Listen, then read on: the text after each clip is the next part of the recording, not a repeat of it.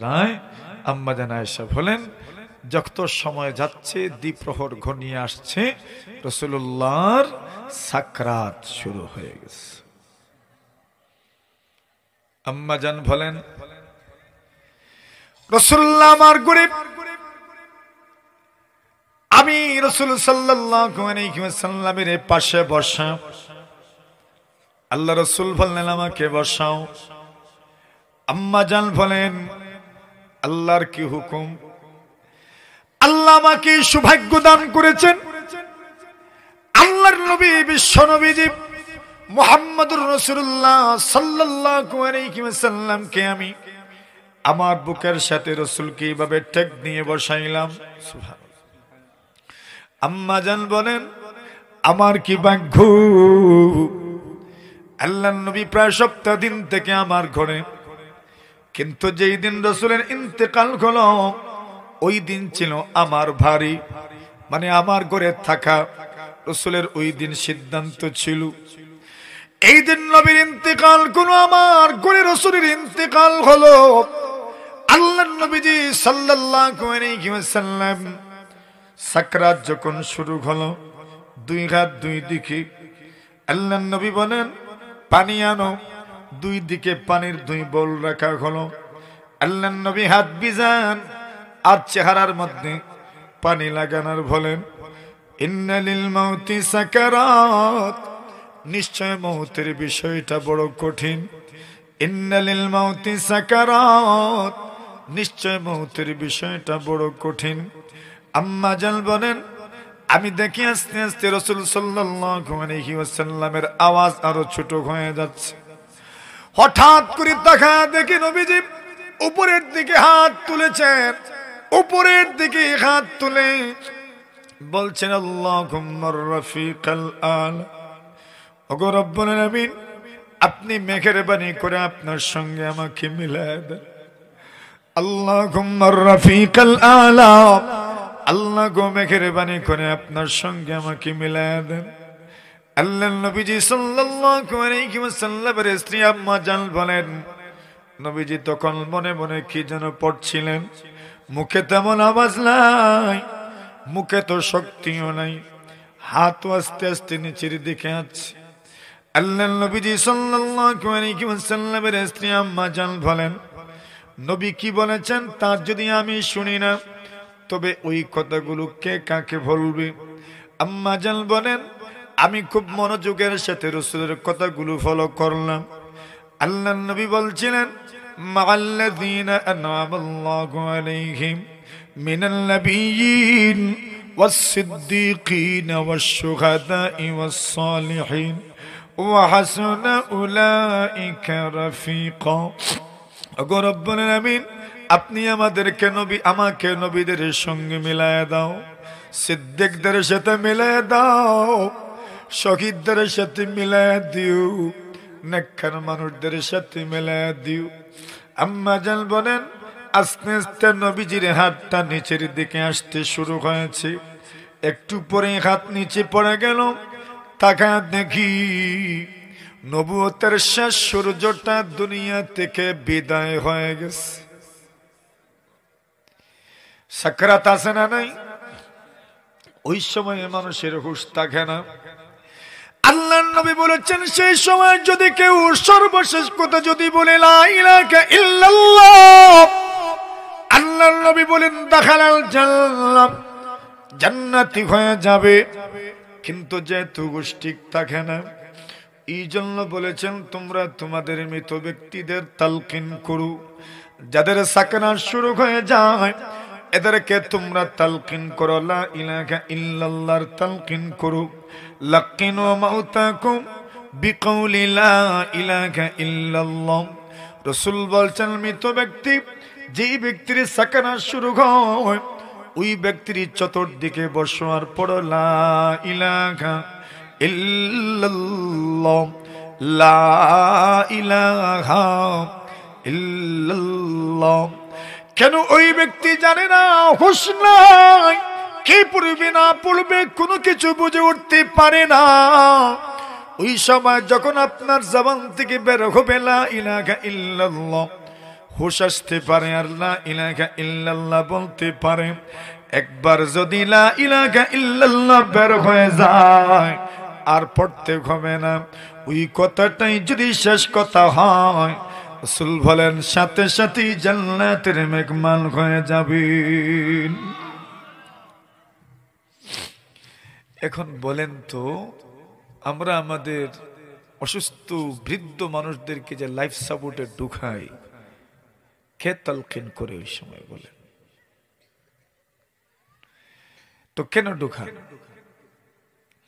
এর মানে আপনি আপনার বাবাকে মরতে দিবেন না, এর মানে আপনি আপনার মাকে মরতে দিবেন না। যদি আপনি লাইফ সাপোর্টে নিয়ে যান, তবে বলেন না স্বাভাবিক মত কার নাম বলেন। এর মানে তো আপনি মরতেই দিবেন না, তবে মরবে কিভাবে ওইটা আপনি বলেন। সবাই তো বলি কুল্লু নাফসিন যায়িকাতুল মউত, প্রত্যেক মানুষকে মৃত্যুর স্বাদ গ্রহণ করতে হবে। লাইফ সাপোর্ট যদি ঢুকায় দাও, তবে মরণটা কাকে বলে একটু বলেন। ফার্সিনি বুঝাইতে হবে তো, মানুষ মরতা কেমনে কইতে, মরা তো লাগবো। তো লাইফ সাপোর্টে নিলে গেছে, এর অর্থ তো হইল চ্যালেঞ্জ তোমার লগে আল্লাহ দেখি নেও চাই।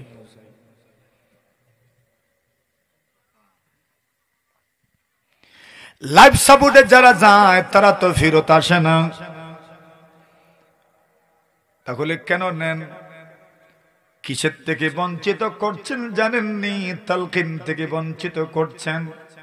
যারা লাইফ সাপোর্টে তাকে যে কেউ যে কোনো সময় ঢুকতে পারে না, আইসিইউতেও যে কোনো সময় ঢুকা যায় না। মানুষ মরে পড়ে রয়, কত ঘন্টা পরে বলা হয় আপনার বাবা মারা গেছেন, মা মারা গেছেন, অথচ কেমনে মারা গেলেন জানেন না। আপনি যদি থাকতেন তবে তো কমপক্ষে লা ইলাহা ইল্লাল্লাহর তালকিন করতে পারতেন। কমপক্ষে জীবনের শেষ সময়টাতে আপনার বাবাকে আপনি সহযোগিতা করতে পারতেন, মাকে সাহায্য করতে পারতেন। জীবনের শেষ কথাটা যেন লা ইলাহা ইল্লাল্লাহ হয়। এই জন্য যদি বাড়িতে মারা যান, এটাই সবচেয়ে উত্তম মৃত্যু। মরতে তো হবেই, ৮০ বছরের পরে আর কি বাঁচার আশা আছে বলেন? কষ্ট ভাইরা নিয়ে আমার কথা বুঝার তো দরকার, আমি আমার বাবার ক্ষতি করলাম না লাভ করলাম। তালকিন তো হইল না। লাকিনু মাউতাকুম বিকাউলি লা ইলাহা ইল্লাল্লাহ। এজন্য একটা সময় তো এগুলো কিচ্ছুই ছিল না। এখন কিছু মানুষও মানুষের সমালোচনা করে, ইস যদি আইজত নিতে গিয়ে তো মনে হয় ঠিক হয়ে গেল না। কেটা কইছে তোমার? হায়াতের জিম্মাদার তুমি। কে জিম্মাদার হায়াতের বলেন? मौत का समझा के गाफिल इख्तिताम जिंदगी, मौत का समझा के गाफिल इख्तिताम जिंदगी, दर हकीकत मौत के सुबह दवा में जिंदगी, दर हकीकत मौत के सुबह दवा में जिंदगी। 60 বছরের জিন্দেগি যদি শেষ হয়ে যায়, 70 বছরের জিন্দেগি যদি শেষ হয়ে যায়, 50 বছরের জিন্দেগি যদি শেষ হয়ে যায়, শেষ হতে দাও। এটাকে মত বলে না, এটাকে বলা হয় অনন্ত অসীম কালের সূচনা মাত্র, ঠিক কিনা? মূল জিন্দগি তো এটার না। মরা লাগবো নি? আমার মরা লাগবো, আপনারও লাগবো। আলা ইয়া সাকিনাল কসরিল মুআল্লা, আলা ইয়া সাকিনাল কসরিল মুআল্লা, সাতুদফানু আন করিবিন ফিত তুরাবি, লাহু মালাকুন ইউনাদি কুল্লা ইয়াউমিন লিদুলিল মাউতি ওয়াবদু লিল খারাবি।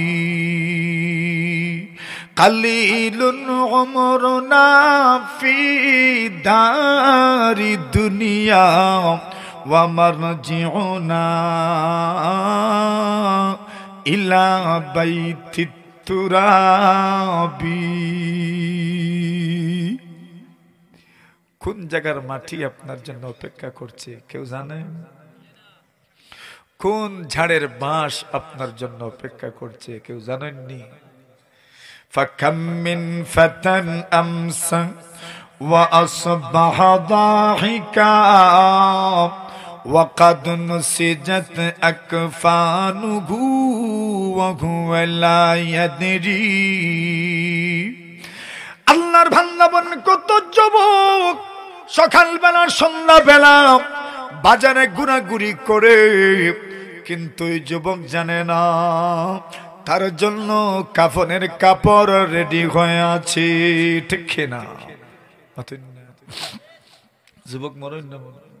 فكم من فتى أمسى وأصبح ضاحكا وقد نسجت أكفانه وهو لا يدري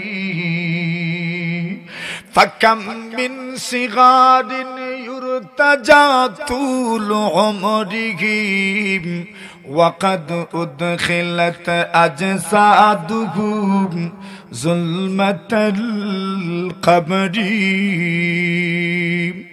এই দুনিয়াতে কত নবজাতক সবে মাত্র জন্মগ্রহণ করে, ওই নবজাতক সন্তানটাকে তার বাবা বা নিজের হাতে দাফন করে দেয়। 1 বছরের শিশুকে দাফন করা হয়, 2 বছরের সন্তানকে দাফন করা হয়, 3 বছরের সন্তানকে দাফন করা হয়, পানিতে ডুবে আর মারা যায়, অ্যাক্সিডেন্টে মারা যায়, ডাক্তারের কাছে হাসপাতালে মারা যায়। কত সন্তানকে কেউ তো চক্রান্ত করে মেরে ফেলে। ওই মানুষগুলো যখন ওই ছোট্ট ছোট্ট সন্তানকে দাফন করে, অথচ ওই সন্তানগুলোর ব্যাপারে মানুষের আশার, মানুষের কল্পনার কোনো শেষ ছিল না। ওই ছোট্ট ছোট্ট সন্তানের ব্যাপারে মানুষের স্বপ্নের কোনো শেষ ছিল না, কিন্তু স্বপ্নগুলো ওই ছোট্ট ছোট্ট সন্তানদের সাথে কবরের মধ্যে দাফন হয়ে যায়। ঠিক না বেঠি? কই কেউ কি কল্পনা করেছে এই ছোট্ট ছেলেটি মারা যাবে? কেউ কি কল্পনা করেছেন এই ছোট্ট মেয়েটি মারা যাবে? না না, কেউ কল্পনা করে নাই। ফাকাম মিন আরুসিন فكم من عروس زينوها لزوجها وقد قبضت أرواحها ليلة القدر। সামনে রমজান মাস, একটা রজনী এমন যেই রজনীতে মানুষের ভাগ্য নির্ধারণ হয়। ওই রাতকে বলা হয় শবে কদর, ওই রাতকে বলা হয় লাইলাতুল কদর। মানুষের হায়াতি জিন্দেগি, মানুষের জীবন, মানুষের মরণ, সবকিছুর একটা লিপি আসে দুনিয়ার ফেরেশতাদের হাতে, আজরাইলের হাতে। এই বছর কারা কারা মারা যাবেন ওইটা তো আল্লাহর ইলমের মধ্যে আছে, কিন্তু ওইটা জান কবজের মন্ত্রণালয়ে পেশ করা হয় শবে কদরে। সুবহানাল্লাহ। কোন রাত্রে? মানুষ সৃষ্টির সময় তো জানা যায় কতদিন বাঁচবেন আল্লাহর জানা আছে, কিন্তু প্রত্যেক শবে কদরে কি করা হয়? মন্ত্রণালয়ে পাঠানো হয়, আজরাইলের মন্ত্রণালয়ে পাঠাও, আজকে এই বছর অমুক অমুক মারা যাবে, অমুক অমুক মারা যাবে, অমুক অমুক মারা যাবে, অমুক অমুক দিন দুনিয়াতে জীবিত হবে, অমুক অমুক দুনিয়াতে জন্মগ্রহণ করবে, অমুক অমুক মারা যাবে। পিতাফসিল সুস্পষ্ট ভাবে, বিস্তারিত ভাবে আজরাইলের মন্ত্রণালয়ে আসে। এই জন্য আল্লাহর বান্দা বলেন, এই দুনিয়াতে কত নববধূদেরকে সুন্দর করে বধূর পোশাকে সাজিয়ে দেওয়া হয়, কিন্তু মানুষ জানে না কত শবে কদরে আজকের রাত্রি তার জান কবজের সিদ্ধান্ত হয়েছিল।